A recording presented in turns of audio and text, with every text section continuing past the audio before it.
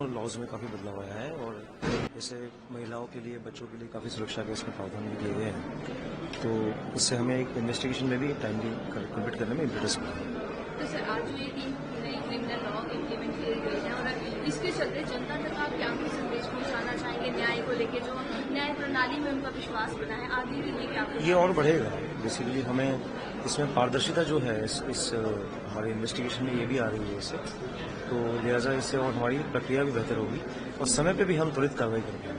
तो इसमें पब्लिक को कितना फायदा होगा? सभी को इसमें फायदा होगा। एक सुरक्षा का इसमें भाव निहित है और जैसे हमने कहा है कि इसमें जो दंड था उससे हम अब न्याय की तरफ गए हैं, तो ये बड़ा बदलाव है। तो इसमें इलेक्ट्रॉनिक एविडेंस की बात की जाती है तो ट्रांसपेरेंसी कितनी वो समाहित किया जाएगा तो उससे ट्रांसपेरेंसी काफी हद तक बढ़ेगी। सर जो है एफआईआर की बात की जा रही है, उसके बाद ये भी बताया जा रहा है कि 2 से 3 दिन बाद उस व्यक्ति को या पुलिस के पास या पुलिस को व्यक्ति के पास आना पड़ेगा अगर ऑनलाइन कंप्लेन को दायर करना है। बेसिकली क्या है कि प्रोसेस है, वो 0 एफआईआर पे इंट्रोड्यूस की गई है, तो उससे आपको कंप्लेनेंट को भी कहीं जाना नहीं पड़ेगा, वो कहीं भी कंप्लेंट रजिस्टर कर सकते हैं। लॉज में काफी बदलाव आया है और जैसे महिलाओं के लिए बच्चों के लिए काफी सुरक्षा के इसमें प्रावधान भी किए गए हैं।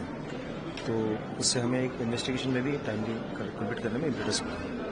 तो सर आज जो ये 3 नई क्रिमिनल लॉ इम्प्लीमेंट किए गए हैं और इसके चलते जनता तक आप क्या कुछ संदेश पहुंचाना चाहेंगे न्याय को लेके, जो न्याय प्रणाली में उनका विश्वास बना है, आगे भी लेके आप ये और बढ़ेगा। बेसिकली हमें इसमें पारदर्शिता जो है इस हमारे इन्वेस्टिगेशन में ये भी आ रही है इससे, तो लिहाजा इससे और हमारी प्रक्रिया भी बेहतर होगी और समय पे भी हम त्वरित कार्रवाई करेंगे।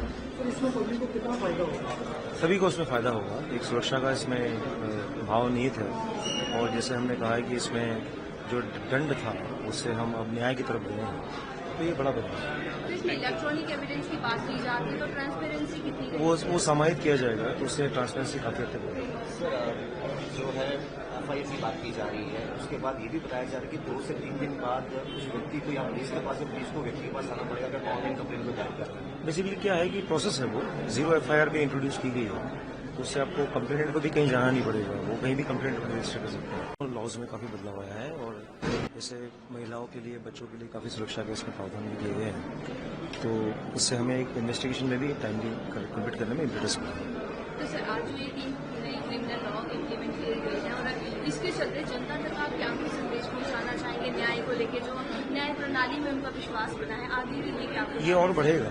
बेसिकली हमें इसमें पारदर्शिता जो है इस हमारे इन्वेस्टिगेशन में ये भी आ रही है इससे, तो लिहाजा इससे और हमारी प्रक्रिया भी बेहतर होगी और समय पे भी हम त्वरित कार्रवाई करेंगे।